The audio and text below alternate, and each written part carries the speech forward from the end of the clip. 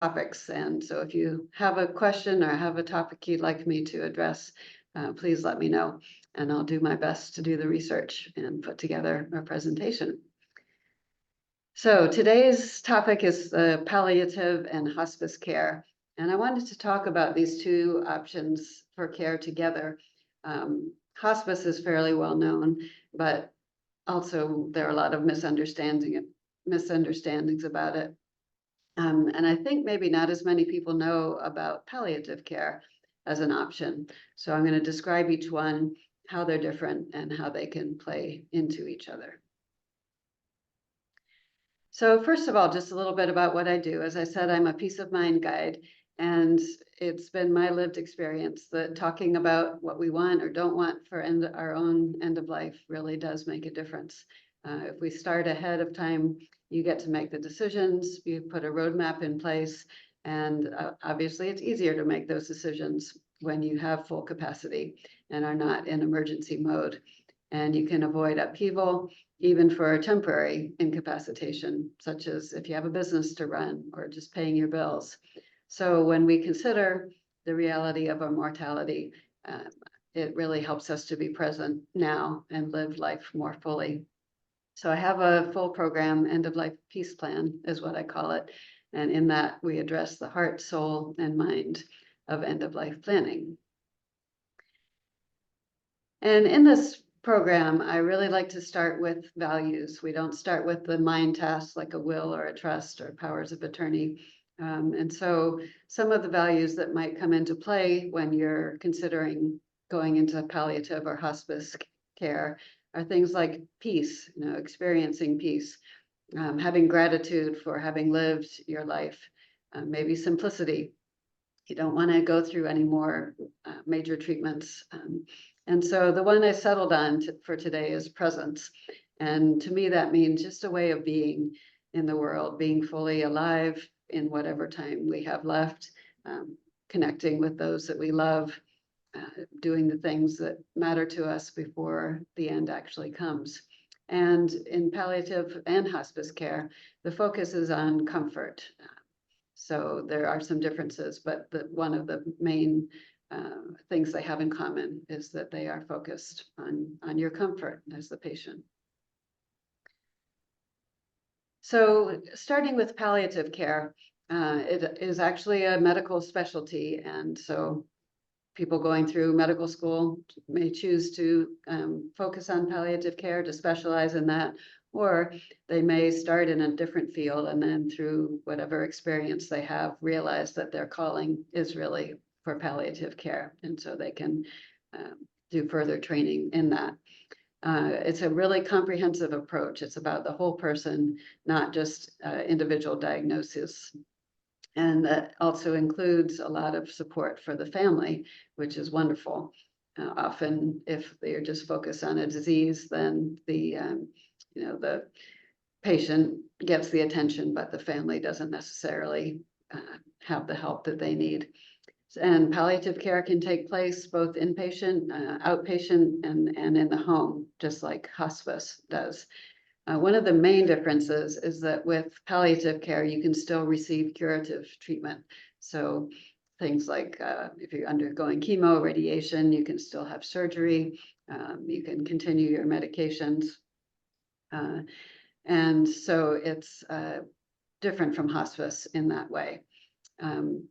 Back to that point about comprehensive approach, there are all kinds of specialists. There's the physician, there are palliative care nurses, you'll have a social worker, occupational therapy, physical therapy, you'll have a chaplain. They even bring in massage therapists and other kinds of music therapy. So it's great to make use of this when you have a serious illness.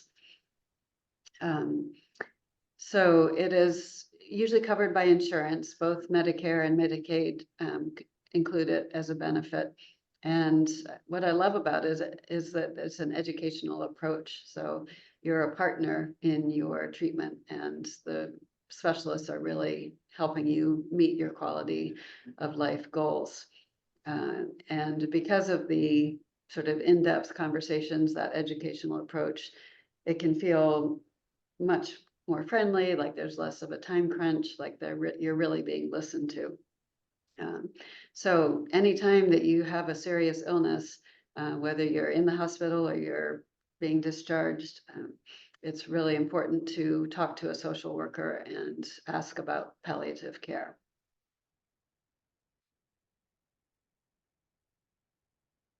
So what kind of symptoms do they help with? Well, there's a long list: pain, depression, anxiety, fatigue, shortness of breath, constipation, nausea, loss of appetite, difficulty sleeping. As I said, the focus is on quality of life.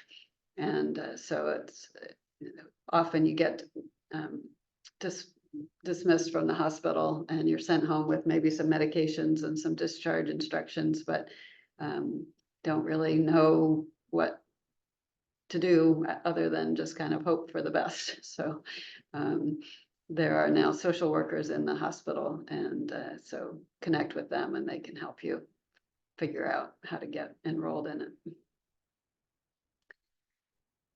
So that was palliative care. And so now let's talk about hospice care.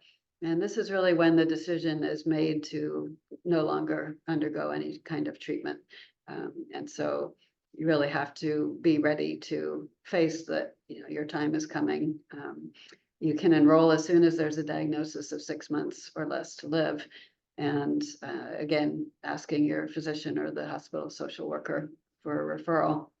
Now, the one interesting thing you can do with hospice program, if you have options in your area, it's okay to shop around and find the best one for you. Even if you, like in Kitsap County, I think there are 3. There's Kaiser and Multicare are the 2 main ones.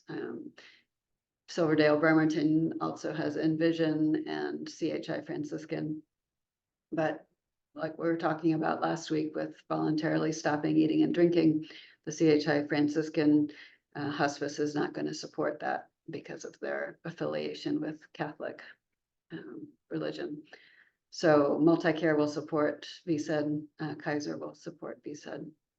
So sometimes you just need the referral from the physician or the social worker, and then you actually have to call in order to get enrolled or have a family member call. So hospice care is also focused on comfort care. Similarly, it's covered by insurance. Big difference though is that you're not receiving curative treatment. They'll go through all the medications that you're taking, and even things like statins or blood pressure medication, things like that. They'll discontinue those. So it can be a big shock. I know I have a friend who was considering going on hospice, and she's on probably 20 medications and really had a hard time thinking about stopping and which medications to stop. So it's a big discussion to have with your physician and go through those whatever medications that you're on. I didn't read my slides thoroughly here. So again, there are a variety of services, and what I meant to put in here is medical equipment. All right, they'll bring in a hospital bed. They'll bring in a commode. They'll give you all the anti-anxiety medications, the morphine for pain. There's again, the same kinds of services, social worker, chaplain, all kinds of therapists, not the PT, the physical therapy or the occupational therapy so much, but massage, music, pet therapy, things like that. So I wanted to dispel a few myths about hospice care. A big one is that it provides 24/7 caregiving, and unfortunately, that is not the case. They'll send a nurse once a week when you start. They'll have a CNA, a aide who can help with bathing. The physician may or may not visit with you. They kind of oversee the care. So if your own physician is willing, you can continue with them. knowing that you're on hospice care. And so if their mission is to, right, do no harm by trying to keep you alive, you might want to go with the hospice physician. But if you have that conversation with your own physician and you have that relationship, you'd like to stay with them, it's definitely possible to stay with them. There's a myth that it's only available when there are days or weeks left to live, and that's definitely not the case. Like I said, anytime you get a diagnosis of 6 months or less to live, you can start hospice, and people actually do live longer when they're on hospice because that whole person is being considered and the family has support. There's a myth that death happens sooner, and that's probably because people tend to get on hospice when there are only days left to live. I think the average is maybe 7 days or less. And so it makes sense, right? People assume, they say, oh, well, my uncle got on hospice and 3 days later he died. Well, that's because they waited too long. And you can go on and off hospice, you can go on and off palliative care.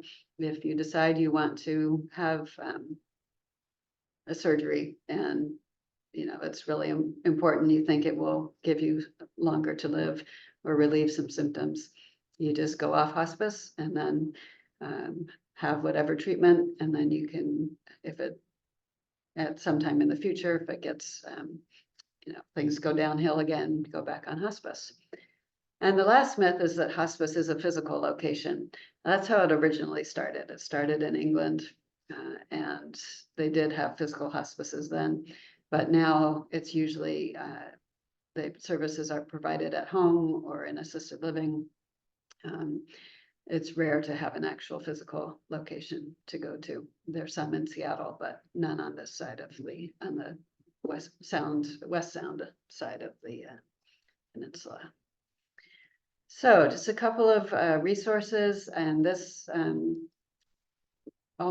these are recorded and they'll be on my YouTube channel.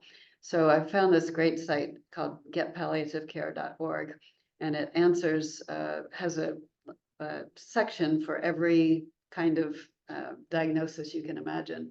So Alzheimer's, cancer, ALS, COPD. That's a really useful website to go to.